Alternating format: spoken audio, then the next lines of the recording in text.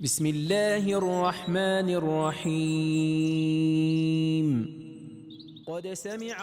Living the Quran through the Living Quran, an audio-visual translation of Tafsir al-Nur of Sheikh Mohsen Qiraati, translated by Salim Bimji and edited by Arif Huda. Audio version read out by the translator. In this 22-part series, we will be reviewing chapter 58 of the Noble Quran, Surah al-Mujadilah, the Pleading Woman. Nothing can save you. Neither their wealth nor their children will avail them anything against Allah. They are companions of the fire.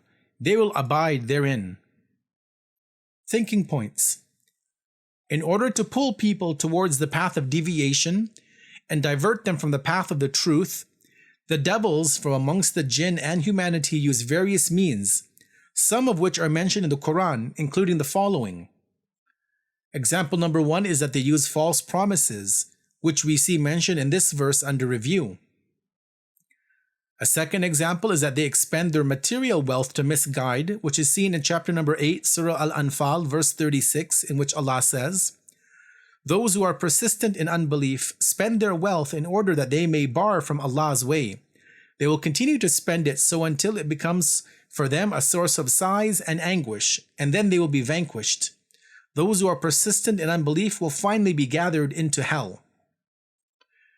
The third way is where Allah says that they make use of the means of culture and the spread of the means of corruption in various ways. And this is seen in the Quran in chapter number 31, Surah Luqman, verse number 6, in which God says, "Among the people is one who pays for idle tales and diverting talk, to lead people astray from the Quran, which is Allah's way, without knowledge, and makes a mockery of it, of the Quran. For such a person there is a shameful, humiliating punishment."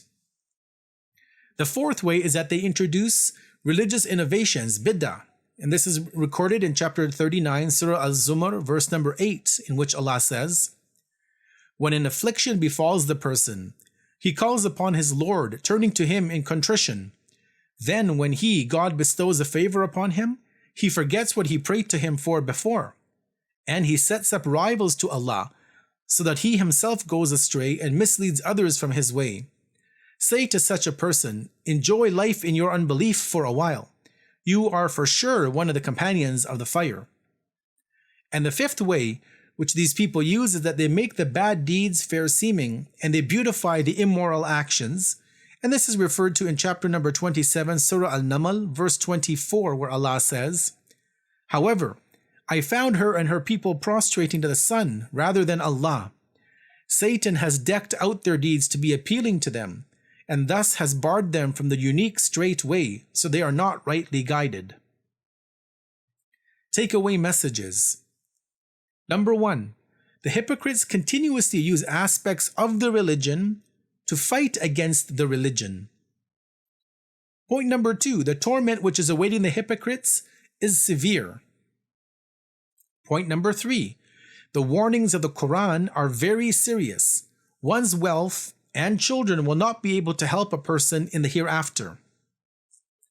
Point 4, the transient world is very different from the hereafter, and one of the differences is that wherein this world one's wealth and children can be of benefit, however in the world to come they will be of no use at all.